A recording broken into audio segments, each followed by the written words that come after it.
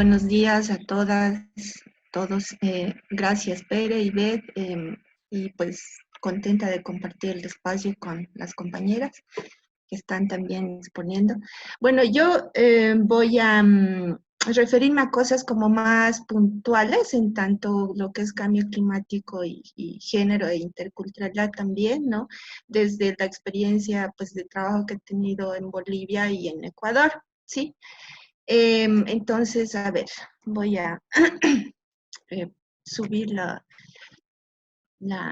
presentación. Bueno, en realidad acá no van a encontrar mucho texto, sino más fotos. A mí lo que me interesa con esto es como referirme a aspectos metodológicos, ya en lo que concierne cambio climático y género, en dos ámbitos, ya, que es justamente la investigación, que ha sido el caso de Bolivia, donde participé, y la aplicación, ¿no? Que ya fue en el caso de Ecuador con otro proyecto. Y en este sentido, resaltar ciertos elementos o conceptos, ¿sí? Que me parecen como claves desde un enfoque metodológico transdisciplinario. Ahora, ¿por qué hablo de transdisciplinario? Porque existe una disputa o un desencuentro, ¿no? Entre disciplinas y ciencias. Por ejemplo, bueno, o en este caso en lo que concierne a cambio climático, ¿no? Y lo digo justamente porque como ando en ambas vertientes, ¿no? La biología y la antropología, y he participado, ya está en varios proyectos, o sea, yo he visto, ¿no? Cómo no se logran articular, ¿no? Entonces, hay como ciertos miramientos, entonces imagínense si entre disciplinas pasa eso, o sea, con el enfoque de género vamos peor, ¿no? Entonces, bueno, en términos de lo que es investigación, hubo un proyecto en 2011, sí que era regional, Colombia, Ecuador, Perú y Bolivia, ¿sí? Y habían dos componentes que eran los principales, que justamente era el componente climatológico y el de biodiversidad. El componente social estaba ausente, ¿sí? En algún punto, cuando ya se habían elaborado se tenía ya el diseño metodológico, ¿no? Del trabajo en campo para estos dos componentes, o sea, ya todo estaba avanzado, entonces se decidió incorporar el componente social como algo complementario, pero secundario al final, ¿ya? En ese sentido, bueno, se desarrolló una metodología, eh, digamos, con la institución que estaba a cargo de manejar eso en los 4 países. Entonces ahí, bueno, se elaboraron encuestas, lo que era el guión de entrevistas a profundidad, lo que era cartografía social, ¿no? Entonces cada quien en los países iba a realizar el trabajo como tal. Entonces lo que íbamos a hacer era trabajar en la percepción sobre el cambio climático, ¿sí? Entonces también se definió tamaños de muestra, digamos, ¿no? De 36, 24 y 12 entrevistas, y las variables, digamos, para analizar eran justamente los gradientes altitudinales o los pisos climáticos, género, edad y nivel educativo. ¿Sí? Bueno, al final solo nos quedamos con los pisos, con género y con edad, ¿ya? Entonces aquí les muestro un poco las fotos en el caso de Bolivia como para que vean un poquito justamente esa diversidad de lugares que esto va desde los 200 metros de altitud hasta los 3.700, ¿sí? Pero se consideraron rangos altitudinales de cada 500 metros, ¿no? De 0 a 500, 500 a 1000, etc.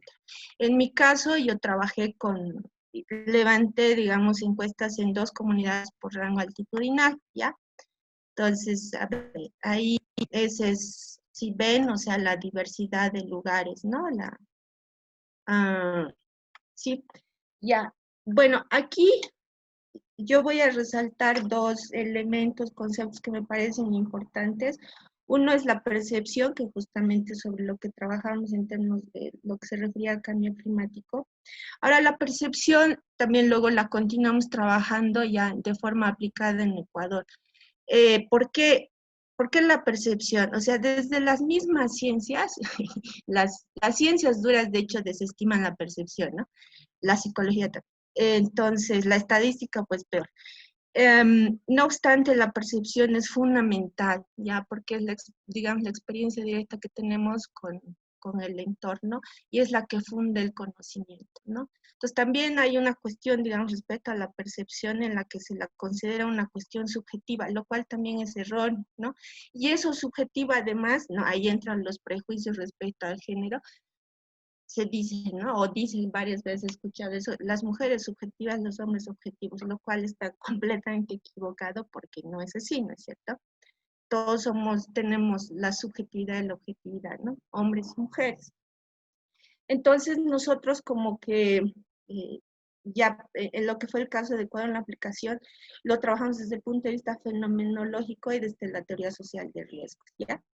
Ahora, el otro elemento que me parece también importante, y por eso son las fotografías, es el contexto, ¿ya? O sea, el contexto, ¿qué significa? No es como esta articulación entre aspectos biogeográficos, sociales, económicos, políticos y étnicos, ¿ya? Pues cada lugar tiene sus particularidades en este sentido, ¿no? Y es importante, ¿no? Cuando hacemos esta investigación, entender justamente eso, ¿no? Y aquí, por ejemplo, entra lo que decía Ivette, ¿no? Respecto a la espectrocracia. Por ejemplo, la IPCC, ¿no? Lo que se refiere a cambio climático, tiene sus lineamientos generales. Y eso que se maneja desde arriba, ¿no? Y eso se reproduce como receta desde tanto los ministerios, las ONGs, qué sé yo, o sea, todas estas instituciones públicas y privadas, ¿no? Que trabajan este tema. Y desde también esta posición muy tecnocrática, ¿no? Se reproduce como receta en los lugares. Y no es así, porque como les digo, hay particularidades, entonces no se puede seguir a ojo cerrado, ¿no? Lo que se dice desde una instancia que está completamente ajena, completamente distante a lo que sucede en los territorios, ¿no? Donde no solamente es un tema de cambio climático en un sentido de factores físicos, ¿no? Sino existen estos otros elementos. Por ejemplo, lo que hablaba Ivette, ¿no? Al principio, esto del acceso a la tierra, ¿no? Respecto a las mujeres, pese a los avances, entre comillas, voy a decir, legales que se han dado, por ejemplo, en el caso de Bolivia, en la realidad, pues sigue siendo precario, ¿no? El acceso. Entonces, eso, digamos, esos serían como esos dos elementos por el momento, ¿no? En términos metodológicos. Ahora lo que les quiero mostrar, por ejemplo, es esto de los resultados. Si ustedes ven aquí, estos son como los indicadores, ¿no? Que salieron con las encuestas. Las zonas altitudinales, o sea, la variable de zonas altitudinales, género y edad. A mí me interesa como centrarnos aquí en lo de género. ¿Por qué? Para hablar justamente de este otro elemento, concepto que a mí me parece fundamental, ¿no? Que justamente son los roles de género en los espacios representacionales, como el familiar, el comunitario y el local o público, ¿ya? Entonces, ustedes, estos números que ven como marcados en rojo, ¿no? Que corresponden, digamos, a mujeres, ¿ya? Ustedes ven aquí, por ejemplo, esto de inviernos más fríos y veranos más calientes, ¿no? Que el 80% de las mujeres entrevistadas han identificado esto respecto a un menor porcentaje de hombres. Desde la estadística y desde la biología, estos números, ¿no? Bueno, son cuestionados porque se dice que no son estadísticamente representativos, pero bueno, más allá de esas trampas, ¿no? Sobre la extrema valoración que se da a lo cuantitativo, aquí lo importante es entender que este indicador está relacionado con otro que tiene que ver con el incremento de enfermedades respiratorias, ¿sí? Lo que hablamos, ¿no? Sobre los efectos de cambio climático. Ahora, ¿por qué, digamos, las mujeres identifican en un mayor porcentaje esto? Porque justamente, ¿no es cierto?, ellas son las que cumplen una mayor cantidad de roles en el espacio familiar, y uno de esos es justamente el cuidar, ¿no es cierto? Entonces, eso para mí explicaría también el por qué ellas pueden dar, digamos, una respuesta como más certera, ¿no? En este sentido. Ahora, aquí hay otra cosa, por ejemplo, el aumento de lluvias intensas, ¿no? Ustedes ven igual que hay un mayor porcentaje de mujeres que se refiere a esto. ¿Esto en qué sentido tiene que ver con los espacios representacionales? Como son las mujeres, ¿no? En el área rural, que se quedan en las comunidades, porque los hombres migran, ya sean temporal o permanentemente, y ellas además, ¿no es cierto? O sea, sobre ellas recaen también las actividades agrícolas, el pastoreo, la pequeña ganadería, etcétera. Entonces ahí, por ejemplo, hay esta conexión de los roles entre el espacio familiar y el comunitario, ¿no? Entonces, para ellas, que están permanentemente en territorio, es como más obvio darse cuenta de esto, ¿no? Respecto a los hombres. Y lo mismo en el aumento de plagas en animales de cultivo, ¿ya? Entonces, esto, digamos, era para mostrarles o referirme a este otro concepto, elemento que creo que es bien importante, que son los roles de género, ¿no? En estos espacios representacionales. Bueno, esto simplemente para mostrarles, esto sintetiza en términos de imagen, ¿no? El trabajo que se hizo y digamos, la información que se obtuvo. Ahora, este material, lo que se hizo, se elaboró con todos los resultados del análisis, etcétera, para la devolución a las personas entrevistadas, ¿no? Ahora bien, con esto lo que quiero es pasar ya a la parte de aplicada, sí, en el caso de Ecuador, para seguirle sumando, ¿no? Estos otros elementos, conceptos que, como les digo, me parecen importantes, ¿no? Entonces, este es en el caso de Ecuador, ¿no? Este fue un proyecto con justamente la UICN, otro proyecto regional, que involucraba a 3 países, Colombia, Ecuador y Perú. Se llamaba proyecto, ¿cómo es? Comunidades de los Páramos, ¿no? Entonces en cada país había una institución que se hacía cargo. Ahora bien, digamos, lo que regía en términos macro, el proyecto era como introducir o incorporar lo que es el enfoque de género. Ahora, en este sentido, yo creo que también ahí yo hablaría de los sesgos y de las ideas equivocadas también que creo se tienen desde estas instancias jerárquicas, ¿no? Desde arriba, porque ¿cuál era la concepción del enfoque de género desde lo macro, desde lo que está más arriba, ¿no? En términos del proyecto?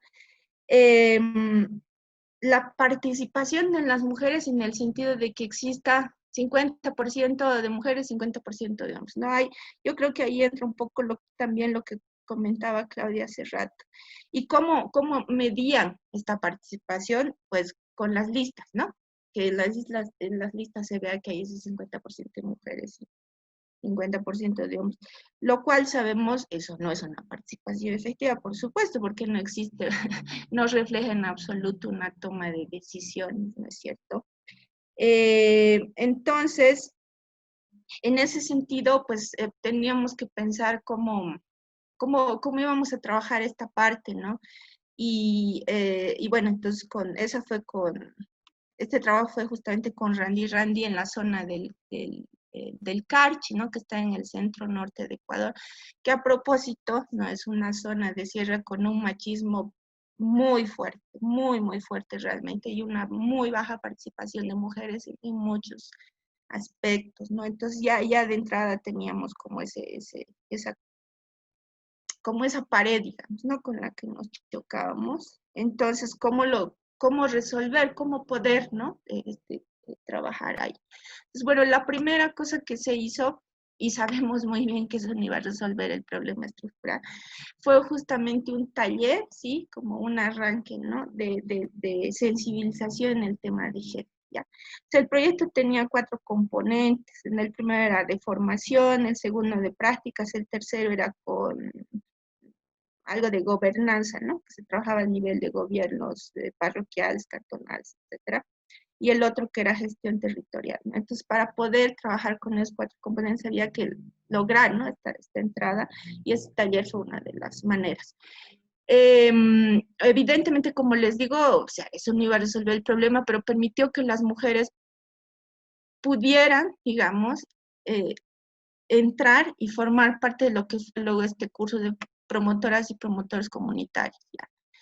Y, y de hecho tuvimos más mujeres que hombres. Empezaron 21 personas y salieron las 21, duró 2 meses este curso y realmente fue un proceso muy interesante porque ahí nosotros pudimos ver cómo las mujeres, digamos, más tímidas, más calladas, ¿no? Por esta situación que ya les comentaba el contexto, con el paso del tiempo empezaron como a adquirir esa confianza dentro del grupo, ¿no?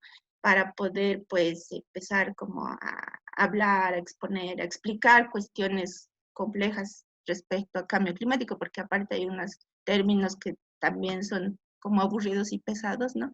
Pero bueno, se logró, ¿no? Y parte de eso, digamos, de este proceso de formación fue el registro climático, ¿no? Un producto que permanentemente se fue trabajando dentro del curso, como validando, ajustando, ¿no? Con las personas que se estaban formando. Entonces, este es un producto básicamente colectivo, ¿no? Bueno, de eso resultó lo que hoy en día se conoce como el programa de monitoreo climático participativo, ¿ya? Entonces, del todo el curso no es que todas las personas están dentro del programa, sino nosotros dejamos a voluntad de las personas, digamos, quienes iban a hacer cargo de llevar el registro climático. Y si ustedes ven en las fotos, la mayoría son mujeres, ¿no? En diferentes lugares, ¿no? En barrios de la parroquia La Libertad. Entonces, ay, perdón. O sea, lo interesante acá, y aquí entra otro elemento que me parece fundamental, es el espacio de lo cotidiano. Y en este caso es el espacio familiar, ¿ya? Porque las personas, las mujeres, bueno, ahí tenemos a un solo hombre que es justamente Carlos, no, tenemos dos hombres, no, dos Carlos. Aquí, digamos, las mujeres, ¿no? Levantan los datos climáticos en su casa. Ahora, hemos trabajado básicamente con la percepción, ¿sí? La percepción de la temperatura. Pero luego adicionamos como otros elementos complementarios como esto del termómetro de máximas y mínimas y lo del pluviómetro, ¿ya? Y eso está instalado en las casas. Entonces, la intención no era como ni sobrecargar, ni tampoco, ¿cómo les diré?, conflictuar a las personas de que tengan que salir a otro lado para tomar los datos, ¿sí? Entonces, ahí creo que está es otro elemento que les decía que es el cotidiano, ¿ya? Y creo que por eso ha resultado, y también creo que por eso son las mujeres las que han decidido como ofrecerse para eh, como voluntarios, como personas voluntarias para llevar adelante este registro, ¿no? Entonces ya actualmente ya llevamos como 5 años, creo, sí, eh, registrando, o sea, con este programa, ¿no? Que ellos registran diariamente los fenómenos climáticos.